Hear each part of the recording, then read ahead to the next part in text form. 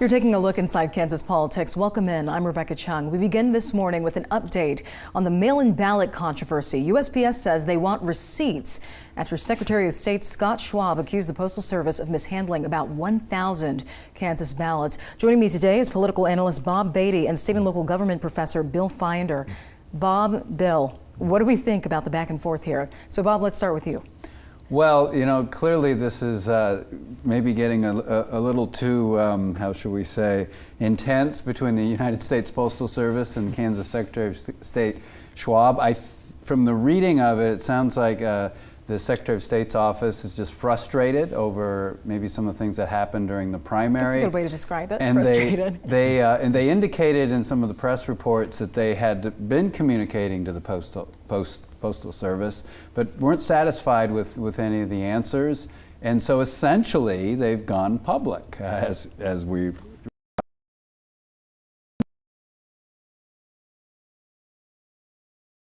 and saying, oh, really, 1,000 without postmarks? Oh, we'd like to really see that. That seems like a lot.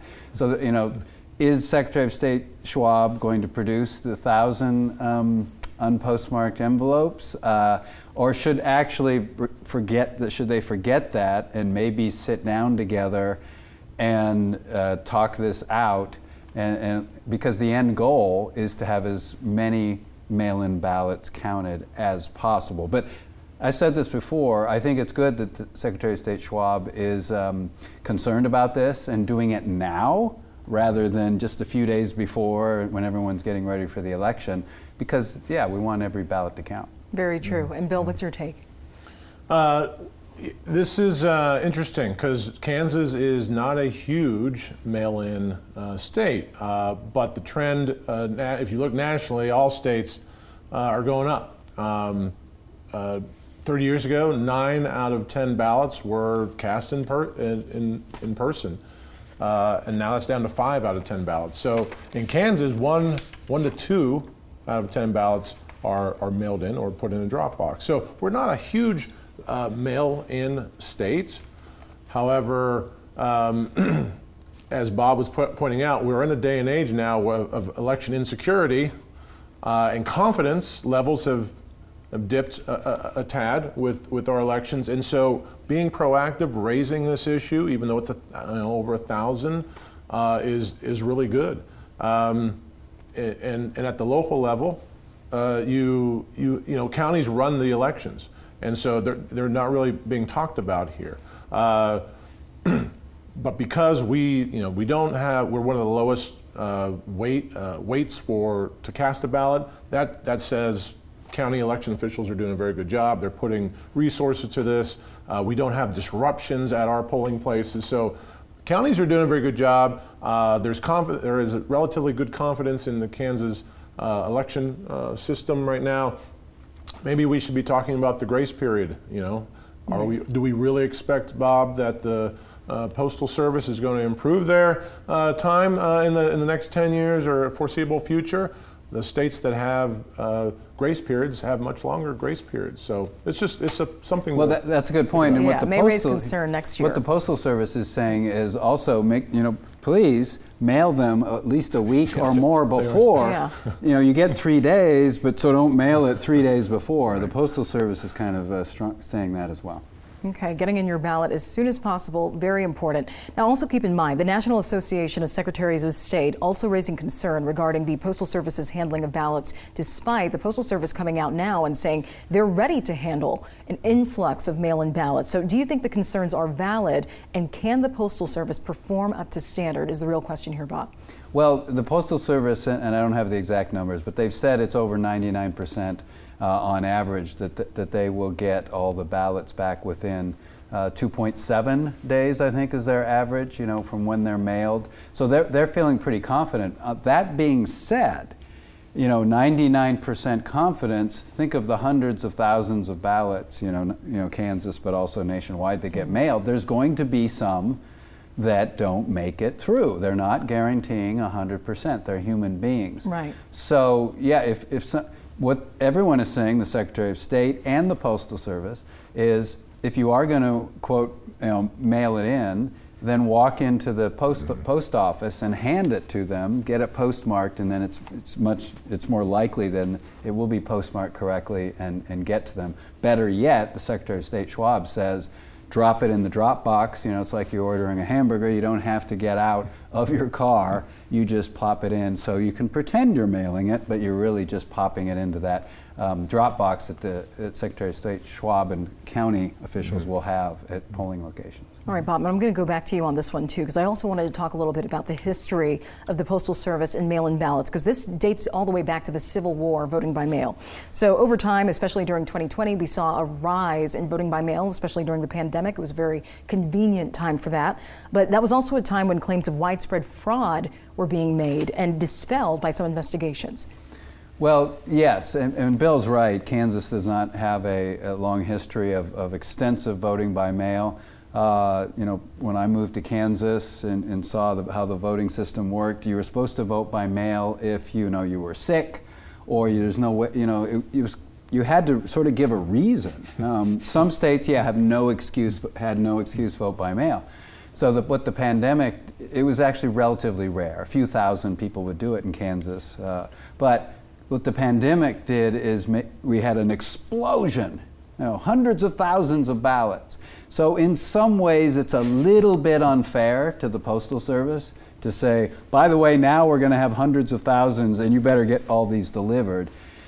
In the midst of, and by the way, it's nice that this is not partisan. The Postmaster General was appointed by Donald Trump, so we can't get into the Democrat-Republican thing.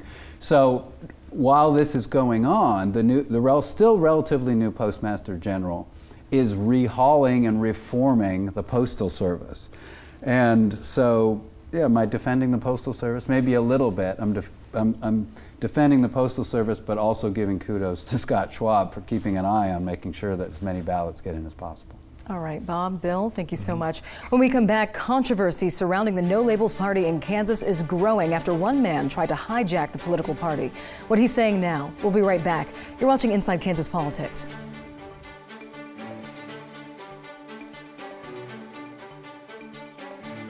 Crown Toyota, celebrating 30 years of quality service. See what sets us apart. Come experience. Come experience. Come experience the Crown difference.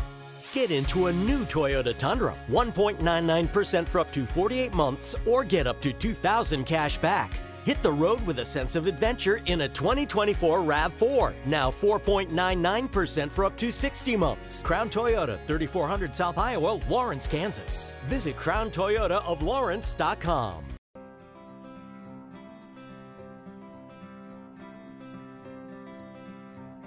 It's amazing how quickly life can change. But through it all, your Renewal by Andersen windows remain the same. Renewal by Andersen windows, built for life. Buy 2 windows and get 75% off the third. Plus, enjoy no interest and no payments for a year. Visit our website for details. Vanderbilt's is the place to save this fall. Carhartt Relaxed Fit jeans are in stock now. Our price, $44.99. Save $45 on our special purchase Reed neoprene boots, $99.99. Check out the new styles of horsepower boots, starting at $219.99. Waterproof Double H Phantom Rider safety toe boots, $144.99. Your work boots center, Vanderbilt. Our local businesses are filled with hardworking, dedicated entrepreneurs who are Kansas proud. Consider shopping these Kansas proud businesses. Businesses like BS Guns and Ammo, Ladyfingers Automotive, and Flying Fish Swim and Scuba. What's up, New York? It's our season premiere from the roof with Halle Berry and Kelsey Grammer. New season, same me. I have lost the battle with the wind in these bangs. You're welcome. Monday at 3 on 27 KSNT. Welcome back to Inside Kansas Politics. I'm Rebecca Chung. One man is challenging the Secretary of State after claiming that he's the rightful party chair of the No Labels Party in Kansas. Now, since then, the Attorney General and the Secretary of State's office have determined his filings are invalid. We brought you this story back in June. Chris Van Meeteren, a GOP strategist, sending us these papers that he filed with the Secretary of State's office staking his claim to No Labels Kansas after the original chair didn't file paperwork for nominees in time for this year's election. Now, he even went as far as holding a nominating convention where he was elected chairman. Take a listen. We'll begin by electing a convention chair, and I am placing my own name in nomination, and I'm asking if there are any other nominations. Now, this came as the former No Labels Kansas chair, Glenda Reynolds, who the Secretary of State's office told us was the chair they had on record, was reportedly in hospice. Now, the National No Labels Party also accused Van Meeteren of trying to manipulate the election by nominating. Now, Bob, Bill, a lot to unpack. We also received this statement from the Secretary of State's office, and they say Mr. Van Meeteren's filing is not valid. Mr. Van Meeteren does not and has never had any association with the No Labels Kansas political party, and his corporation, although similarly named, is a separate organization. State laws that govern the formation of political parties are not the same as those which establish political action committees or PACs. So the big question here that Van Meeteren is asking now, what was the error as it pertains to the claims that the Secretary of State's office is citing? So Bob, I'll have you break that down first. Well, I'm not a election law lawyer, but I can tell you that the intent of No Labels, from your reporting and other reporting as well, was to have a ticket for U.S. president in Kansas on the ballot. That was their intent, that they gathered signatures to get the party on the ballot. And they ended up, their ultimate goal was to have a Republican or Democrat as president and then someone from the other party, No Labels. And it didn't happen. They in the end, were not able to do this as a national idea, and so they abandoned it. So what's going on here, and you mentioned this before, used the word, this is a hijacking of a political party that has got on the ballot to be on the presidential line in Kansas. We need to establish that. So, we hear about fraud in elections and the twisting of democracy, and this sure sounds like it is. What is it that this person is trying to do? You've reported he has no association with the party that put their name on the ballot. So in this case, the Secretary of State, and then we haven't heard from the Attorney General, but is he doing, is it legal for him to be doing this? And the Secretary of State at this moment is saying, no, it's not valid, and this is the person we've entrusted with the laws of Kansas. So I have more questions than answers, but on the surface of it, it looks like somebody trying to play games with the Kansas electoral system. And it also seems like the Attorney General, who has a history, Chris Kobach, of being very concerned about straightforward elections nationally and in Kansas. I so far have not heard a statement or anything from him. I would think he'd be very interested in somebody maybe trying to manipulate Kansas election laws. Well, his office also making that determination that this is an invalid finding, but yes, as far as speaking out on it, yeah. Well, Chris Kobach, there's a lot of people complain about Chris Kobach. On the other hand, I've always asserted that when he is interested in something, he comes out and he has a press conference and he talks about it. We have not seen him on this issue. This seems like something where somebody may be trying to manipulate Kansas election laws.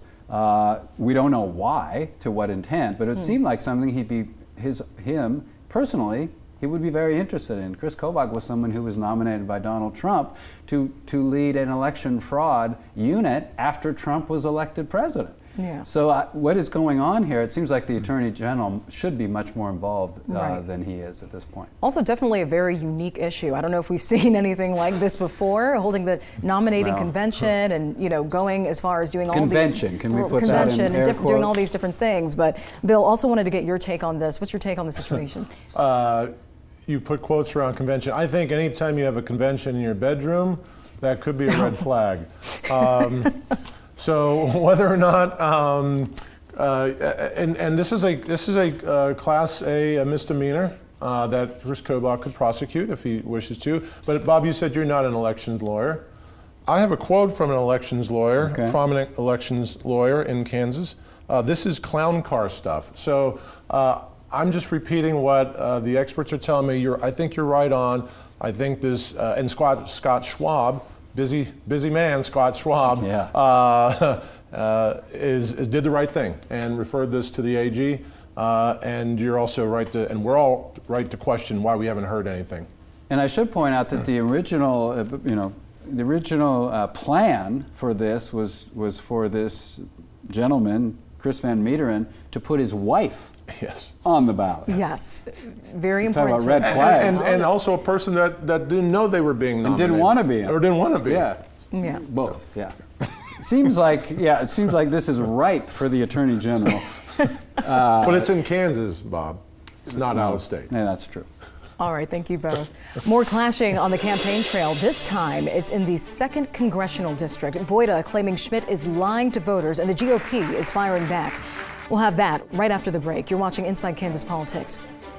At Car Toys, we believe in transformation. Why settle for the small screen when you can go big with Linkswell? Experience navigation, entertainment, and connectivity like never before. Don't let your car's old model hold you back. It's time for an upgrade. With prices that won't break the bank, Car Toys makes it easy to bring your vehicle into the modern age. Visit Car Toys today and see the difference a big screen makes. Your car deserves it, and so do you. Don't break up with your car. Update it. Car Toys and Linkswell. Big screens, bigger experiences.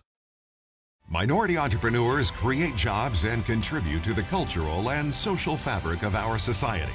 Join us as we highlight a minority business Wednesday at 6 p.m. on 27 News. Sponsored by FHL Bank Topeka. At Prairie Band Casino, there are many ways to play your way. Pull up a chair, play it cool, and take your game to new heights. Harness the raw power and American spirit of a legendary Ford Mustang GT when you enter Mustang Mania. Discover more ways to play your way.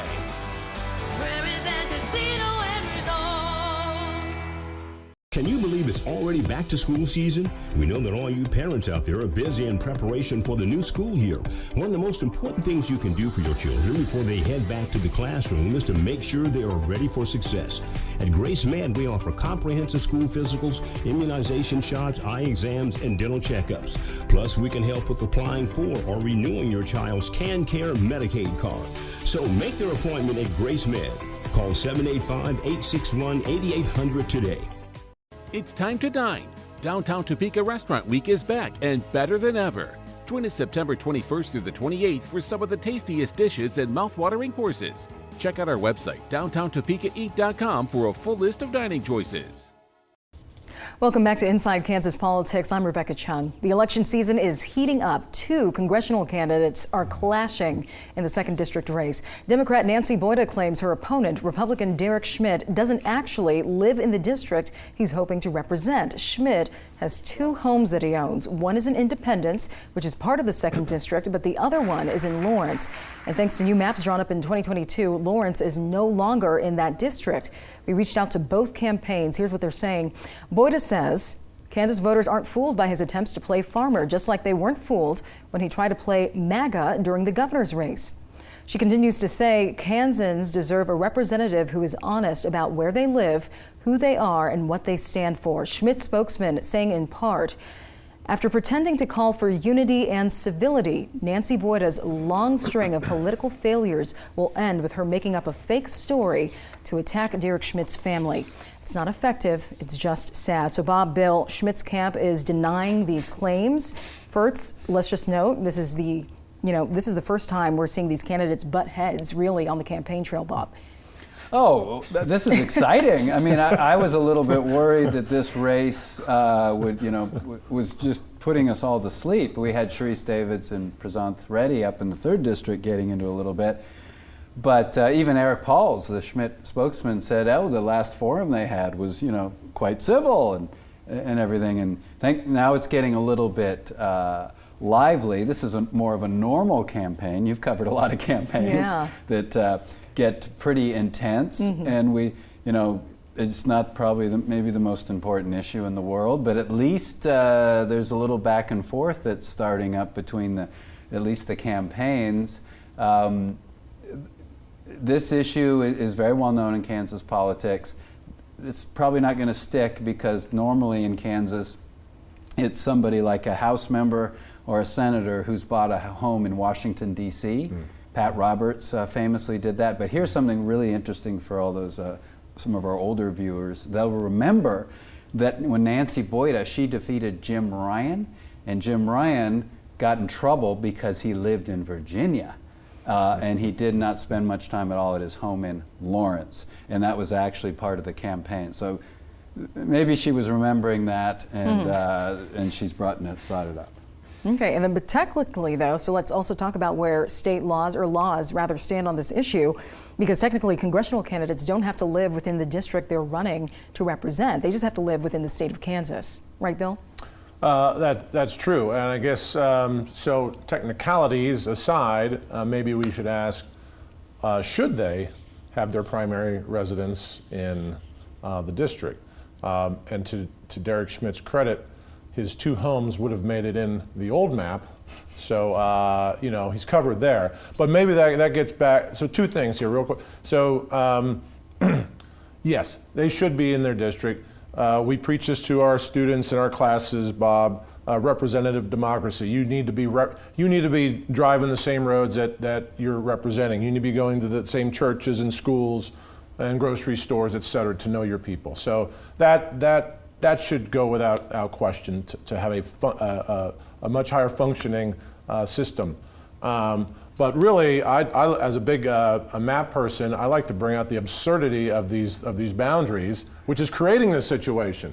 This is what's creating this situation. She's trying to claim she's taking the farm road. She lives on a gravel road, raises goats, and I guess that's what you need to do in the new District 2 boundaries, because you're incorporating a lot of rural Kansas that you never had before. Yeah, so kudos to her, I guess, for going that route. But I think it feels like a Hail Mary a little bit at this point, and I'm not. Well, the map's definitely changed a lot, right, in terms of what these districts are like, what the race is like. I just looked at the map actually today, and it is very goofy. It goes like this, and there's actually a section that barely even makes it contiguous. That's like that section in Russia, Kaliningrad, and you know. That's called gerrymandering, and they were trying to get rid of Sharice Davids, and in the end they played around with Lawrence.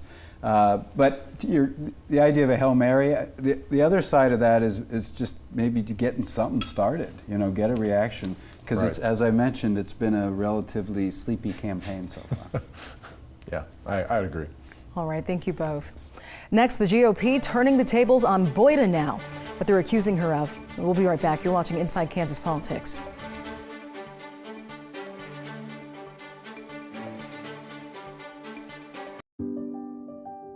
For Brittany, it's more than a move. It's a new city. It's a new role. It's a brand new horizon that's hers for the taking. It's more than a move, and we're more than a truck. Tired of counting sheep on your worn-out mattress? Stop suffering and start sleeping on a great mattress from Lebeda Mattress Factory during our Sweet Dreams Sweet Savings Sale. Pillow top queen sets with cooling gel and memory foam start at only $5.99 with free delivery or a free bed frame. Experience incredible comfort with our true hybrids and adjustable beds with power bases. Plus, take up to 4 years to pay with no interest. Sweet Dreams, Sweet Savings at Lebeda. Step into a world where possibilities are endless. At Denali Home Design, we believe in turning your dreams into reality. Witness the transformation of your space into everything you've imagined. Denali Home Design. Inspire, transform, elevate. Welcome to the Washburn family. We are so excited you are here. You will make relationships in the next 4 years that will last a lifetime. You will connect with other students, faculty and staff, your advisor, and your coach. That's how we thrive, that's how you thrive, and that's what we mean when we say, go Bods!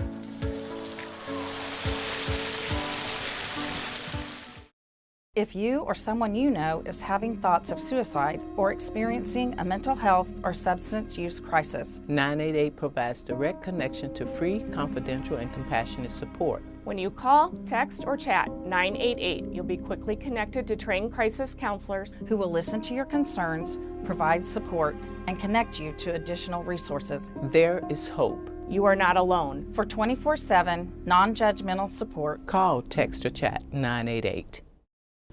Kansas GOP Chairman Mike Brown filing an official complaint with the FCC against Nancy Boyda. Now, they sent out a release with these photos taken from the Boyda for Congress Facebook page. None of the signs have the paid for by disclosure on them. Now, Brown is calling this a shocking omission.